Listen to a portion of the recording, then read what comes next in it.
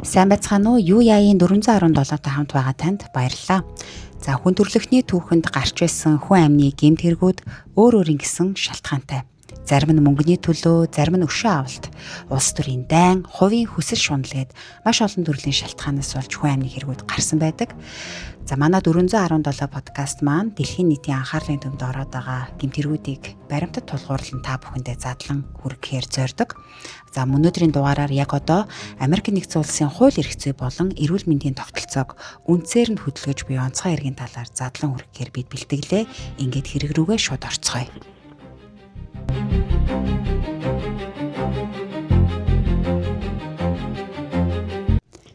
2024 оны 12 дугаар сарын 4 өглөөний 6 цаг 45 минут Нью-Йорк хотын Манхэттен дүүрэг. Өвлийн жиндүү хүйтэн өглөө үүрийн гээгээ дөнгөж бүүдэж цас хаялж байлаа. Шестийн өргөн чөлөөнд байрлах Hilton Midtown хэмээх зэрэглэлийн зочид буудлын гадна 50 орчим насны нэгэн чинээлэгэр алхаж явна. Түүний нэрийг Brian Thompson. Тэрээр зүгээр ч нэг бизнесмен биш, харин Америк нэгдсэн улсын хамгийн том эрүүл мэндийн даатгалын компани болох United Healthcare компани гүйцэтгэх захирал. Brian Thompson-ы жилийн орлого 10.2 сая $10 хэмжигддэг ба энэ хүн бол даатгалын салбарын хамгийн хүчирхэг эрхмүүдийн нэг. Brian Thompson тухайн өдрийн өглөө зочид буудалд болох өөрийн компаниас жил бүр зохион байгуулдаг хөрөнгө оруулагчдын хуралд үг хэлэхээр бэлдэн ганцаараа алхаж явсан нь тэр.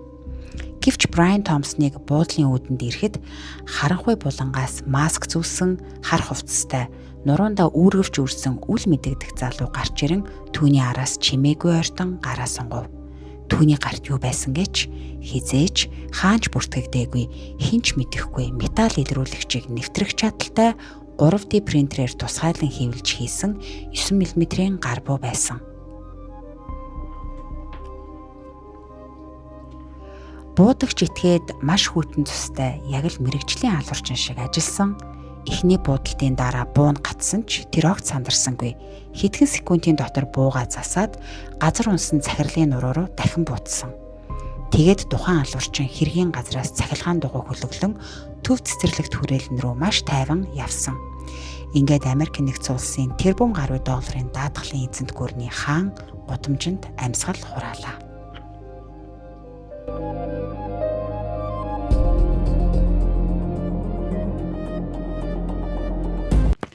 Хэрэг явдал болсны дараа Нью-Йорк хотын цагдаагийн газар болон холбооны мөрдөх тавчааныхан яаралтай арга хэмжээ авсан бөгөөд эхний хэдэн цагт ямар ч сэжүүр олдоогүй. Мөрдөгчдийн харсан камерын бичлэгт залуу царайгаа нуусан ундаг дугуйгаа хаяад алга болсон байв. Цагдаа нар камерын бичлэгийг секунд бүрээр нь хөөж эхэлсэн. Тэгтэл сонирхолтой баримт илэрсэн. Буудагч итгээд аллага үлдэхээс 30 минутын өмнө хэргийн газрын ойролцоох Starbucks хэмээх кофе шопд сууж кофе уун Kind брендийн самар идсэн байсан ба тухайн газартаа усны сав, самрын ут болон нэгэн гар утсаа хаж явсныг мөрдөгчд олсон. ДНК болон хурууны хээний шинжилгээгээр сэжигтний нэр тодорсон ба түүний нэрийг Luigi Mangione. Тэрээр 2024 онд 28 настай байсан ба энэ залуу нь ийм төрлийн гэмт хэрэг үйлдэхээргүй маш сайн амьдралын түүхтэй залуу байсан. Luigi Mangione бол Америк нэгдсэн улсын хамгийн баян нөлөө бүхий Итали гэр бүлээс гаралтай Пенсильвани алдартай хувийн сургуулиудын нэг болох Пенсильвани их сургуулийг бакалавр магистрийн зэрэгтээ төгссөн цахим технологийн сууд ухаантан залуу байсан. За Пенсильвани их сургууль болвол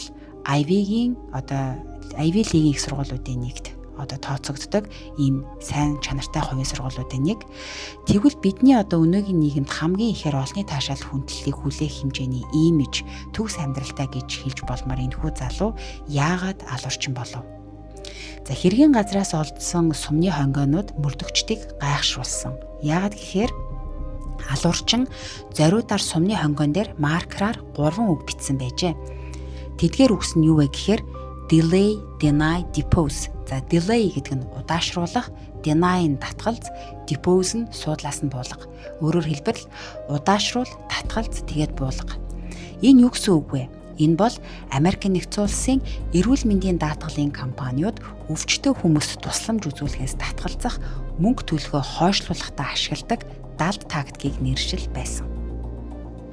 За жишээ нь Brian Thompson-ы удирдах байсан United Healthcare компани хэрэг болохоос өмнөхөн нийт эмчилгээний нэхэмжлэлийнхээ бараг 30%-аас нь шууд татгалцсан гэдэг тоо баримтыг цагдаагийн газар олж илрүүлсэн. Энэ нь сая хүнийг эмчилгээгүй өөртөө үлдээж байгаа гэсэн үг юм. Тиймээс энэ бол зүгээр нэг эсвэл хувийн өшөө авалт биш, харин системийн эсрэг хийсэн улс төрийн аллага байсан гэж дүгнэж байна.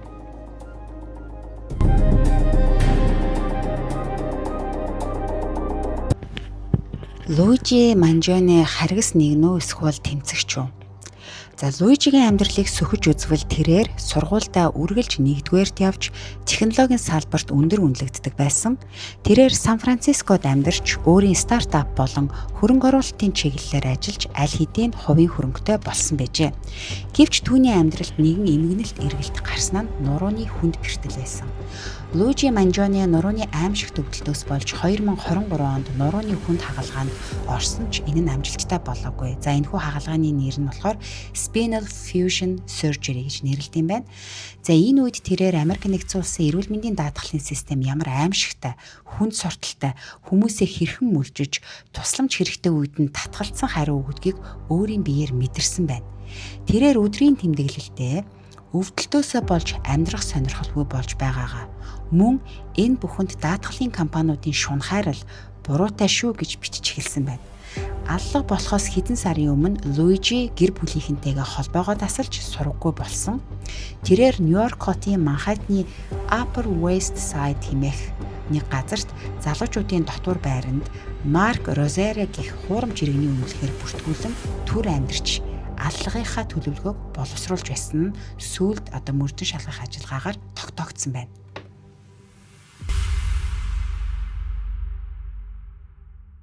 Мөрдөгчд Луижиг хэрхэн олж илрүүлсэн хамгийн сонирхолтой деталь хэсэг рүүгээ орцгоё. За деталь хэсэг гинэ нарийн хэсэг рүүгээ орцгоё гэж хэлэх нь зүг бах. За аллагын дараа Луижи Манхэттнаас цахилгаан дугуугаар зогтож төв цэцэрлэгт хүрээлэнд ирсэн гэж өмнө хэлжсэн штэ.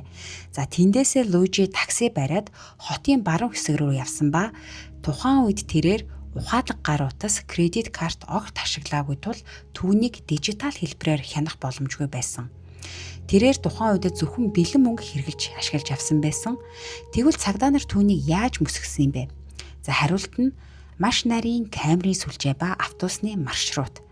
Нью-Йоркийн цагдаа нар Port Authority хэмээх автобусны терминалийн хяналтын камеруудыг секунд бүрээр нь шүүж үзсэн ба аллах болсон өдөр буюу 12 дугаар сарын 4-ний өдөр хэргийн газраас цугцсан залуутай ижил хувцастай үүргэвчтэй хүн Greyhound компанийн хот хоорондын автобусанд бэлэн мөнгөөр тасалбар худалдаж аваад сууж байгаа нь бичигдсэн байна. Энэхүү автобус нь Нью-Йорк хотоос хөдөлж Пенсильвани мужийг хөндлөнгууд туулах чиглэлтэй байжээ. Луижи замаараа цагдаагийн шалгалтаас зайлсхийхийн тулд ямар ч захим төхөөрөмж асаагаагүй бөгөөд зөвхөн автобусаар дамжин баруун тийш явжээ. Мөрдөгчд түүний суусан автобусны маршрутыг тодорхойлж замд нь таарах бүх мужийн цагдаа нарт сэжигтний зураг хуурамч үнэмлэхний нэрийг тараасан байна. За хүн амны хэрэг гарснаас хойш 5 өдөр өнгөрсөн. 2024 оны 12 дугаар сарын 9-ний өглөө Нью-Йорк хотоос баруун тишээ 370 км орчмын зайд байрлах Пенсильвани мужийн Алтуна хэмээх хотын Макдоналдс гэдэг төргөө олны газар хүмүүс өглөөний цайгаа ууж байсан. За энэхүү цайны газарт маск зүүчихсэн нэгэн залуу буланд сууж байсан ба за яг хоолоо идэхэд маска буулгах үед нь хажууд нь сууж исэн ширээний нэгэн үйлчлүүлэгч залуугийн царайг анзаарч чадсан. Залуугийн хөмсгний хэлбэр нүүрний бүтц нь зурагтаар гараад байсан Манхэттны алуурчинтай маш адилхан байсан. Энэхүү ухаалаг иргэн цагдаа руу чимээгүй залгаж сэжигтэй залуу байгааг мэдээлсэн багууд удалгүй орон нутгийн цагдаа нар Макдоналдст орж ирээд залуугаас бичиг баримтыг нь шалгасан. За ингэж шалгахад тэрээр Марк Розере хэмээх хуурамч үнэмлэх хөгч цагдаа нарт шууд баригдсан. Ингээд Луижи Манжоне мөн болохыг цагдаагийн газрын газар дээр нь тогтоогоод түүнийг гавлан баривчилж авсан. За баривчлах үед түүний өрөвчнээс олдсон чухал зүйлсүүд маань энэхүү хэргийн хамгийн хөдөлшгүй нотлох баримтуудын нэг болсон юм а. За түүний өргөвчнээс юу олдсон бэ гэдгийг би дурдъя. 3D принтерээр хийлсэн дуу намсгачтай 9 мм-ийн гар буу. За Брайан Томпсоныг буутсан буу мөн болох нь баллистикаар тогтоогдсон шүү. За баллистик гэж юу вэ гэдгийг одоо би та нарт ер нь тайлбарлаж өгье. За ер нь бол ийм одоо гэмтэргийн подкастууд сонсдог хүмүүс ерөөхдөө мэдэх байх. Гэхдээ анхудаа сонсож байгаа хүнд бас хэрэгтэй мэдээлэл гэж би бодож байна. За баллистикийн шинжилгээ гэж байдаг. Хэргийн газраас олдсон сумны хонгой Луижигийн буутай баллистикаар тогтоогдсон гэж бид хэлсэн штэ. Энэ яг юу гэсэн үг вэ гэхээр хүн бүрийн хурууныхээ дахин давтагдагшгүй байдаг шиг дэлхий дээрх галт зэвсэг бүр буудах үедээ суман дээрээ дахин давтагдагшгүй өөрийн гэсэн хээ зураасыг үлдээт юм байна. Бууны гол төмөр буюу дотор торхонд сумыг эргэлдүүлж шулуун нисгэх зориулттай тусгай мушгай ховлнууд байдаг. Бууг шахаж гохыг дарах үед маш хүчтэй тесрэлт болж сум гол төмрөөр асар өндөр хурдтайгаар үргэлжлэж гардаг. Энэ үед бууны амнаас гарч буй суман дээр мөн ард нь хоцорсон хонгойн дээр тухайн бууны гол төмрийн ховл гохны цохилуурын үлдээсэн микроскоп төвшний зураас сорвинууд хэвлэгдэн үлддэм байна. Мөрдөгчд Луижигийн үргэвчнээс олдсон 3D принтерийн буугаар лабораторид туршилтын буудалд хийж үзсэн.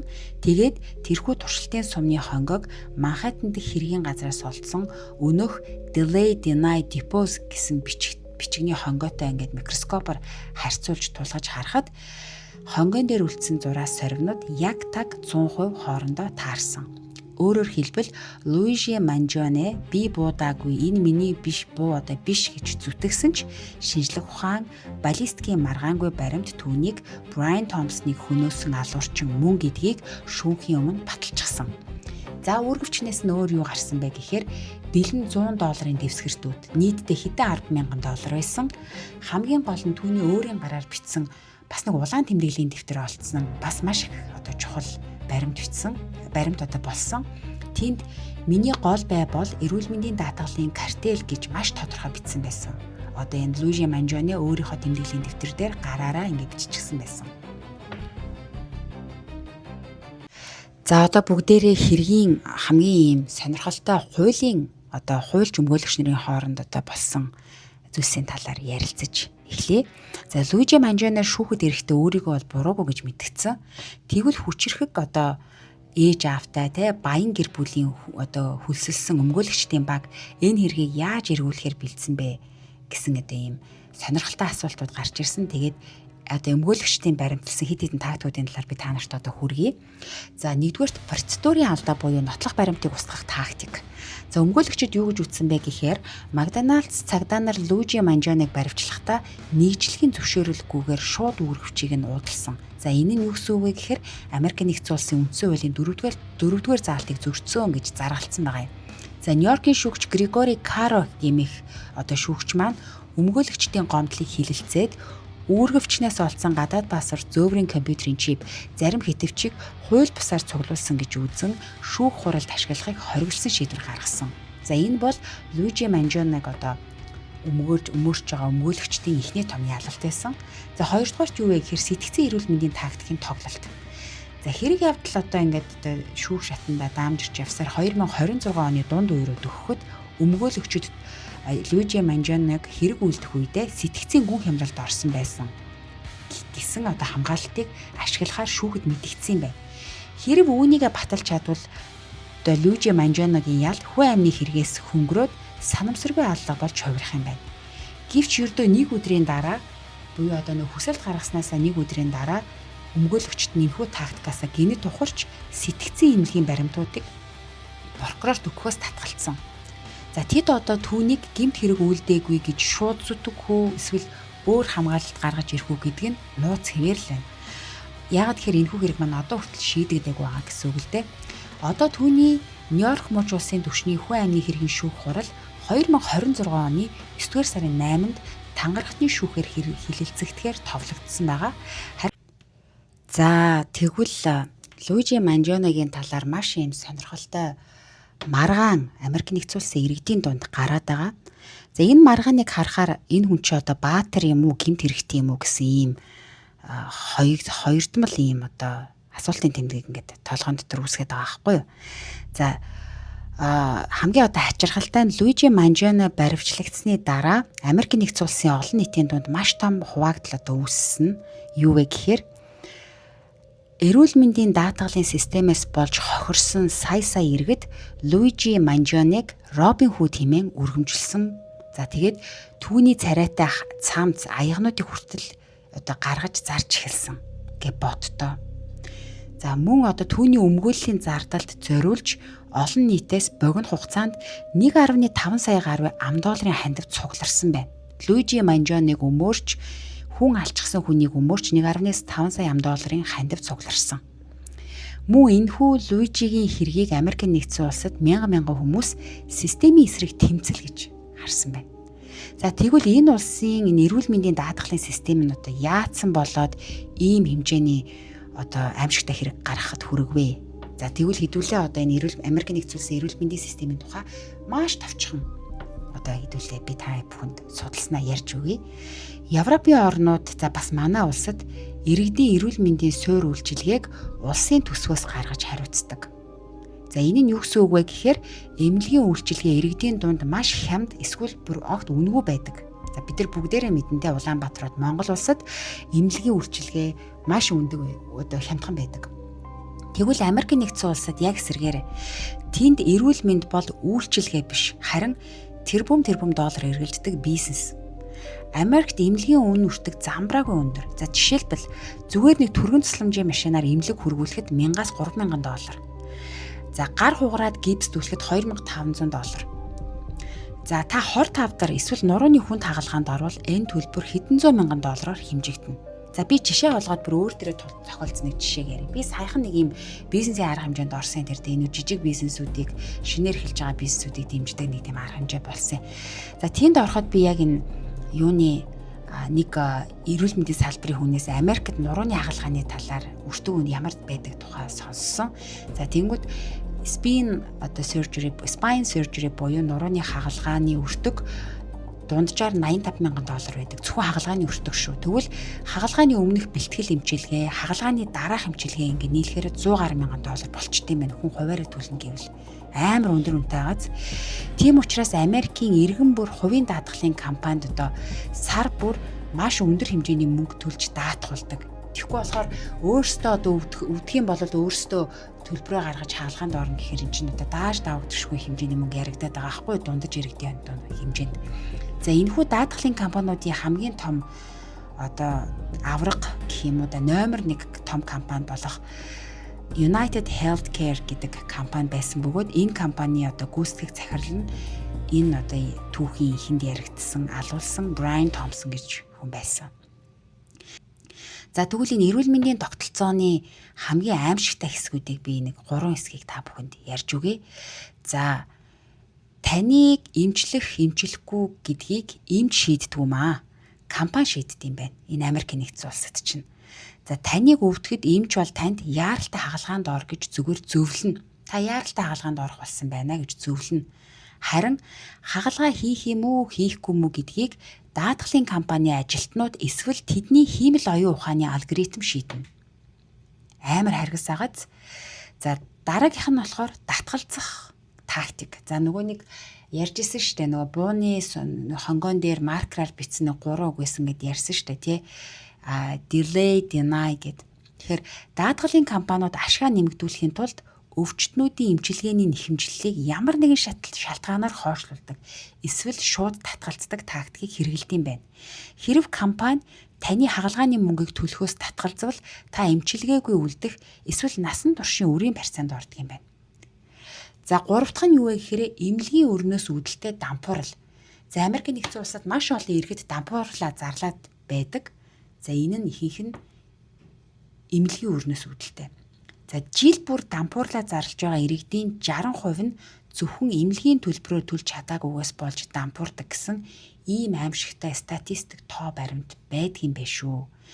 За яг ийм тогтолцооны золиос нь Луижи Манжоне өөрөө байсан. Тэрээр нурууны тэсгийн аргагүй өвдөлтөөр шаналж эмчилгээ ирж хайж байхдаа энэхүү хүнлэг бус шунхай системийн ханыг мөргөж цөхрөнгөө барсандаа энэхүү аимшигтай хэргийг хийсэн байна.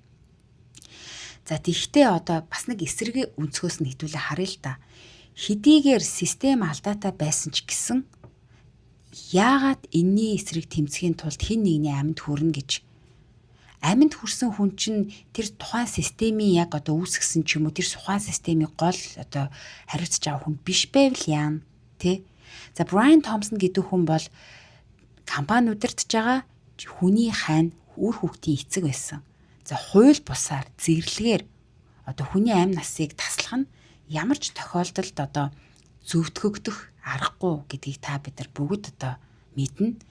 Тэгэхээр энэ нэг юм айгүй тийм хэцүү төвөгтэй хэрэг гарсан байна л да. Яг систем талаас нь харуул бас үнэхээр ард иргэдээ бодоогүй юм харгас одоо капиталист нийгмийн хамгийн одоо харгас хэсэг нь шүү дээ. А гэтэл системтэй тэмцэж байна гэд гимгүү ч юм уу те ийм хүнийг одоо буруу хүний аваачаад онлоод буруу хүний амь насыг авч одоод хин нэгнийг хань ижилгүй болгоод хин нэгнийг эцэггүй болгочихвол одоо ямар харамсалтай вэ? За элит гэр бүлээс гаралтай одоо юм ухаалаг ийм залуу яагаад өөрийн амьдралыгаа золиослон байж алуурчин болчих вэ? За тэрээр шүүхээс бүх насаараа хорих авах уу эсвэл түүний өмгөөлөгчөд дахин нэг одоо юм гаргаж ирээд одоо түүнийг өмгөөлөх үү? За бид шүүх хуралд юу болохыг хэдүүлээ нийлж анхааралтай одоо ажиглалт хийцгээе. Шүүх хурал 2026 оны 9 сарын 8-нд болохоор товлогдсон байсан.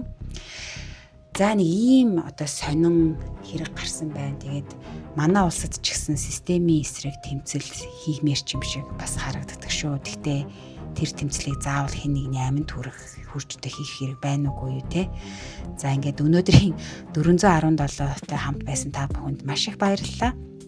Сонсогч та бүхэн маань энэ хэргийн талаар ямар бодолтой байгаагаа бас сэтгэгдлээ бидэнд доор үлдээгээрэй. Миний одоо хийсэн бичлэгүүд дээр эмоцоо их гаргаж ийн сэтгэл хөдлөлөө барьж чадахгүй байх гэсэн юм шүүмжүүд орж ирсэн байсан. За би шүүмжийг бол хүлээж аавна. Аль болохоор сул үг хэрэглэхгүй зэгцтэй ярихыг хичээж байгаа. Тэгээд анхудаа хийж эхэлж байгаа учраас нуршуу байсан бол уучлаарай. Ингээд юу яагийн дараагийн одоо дугаараар уулзтлаа түр баяртай. Анхаарал хандуулсан танд маш их баярлалаа.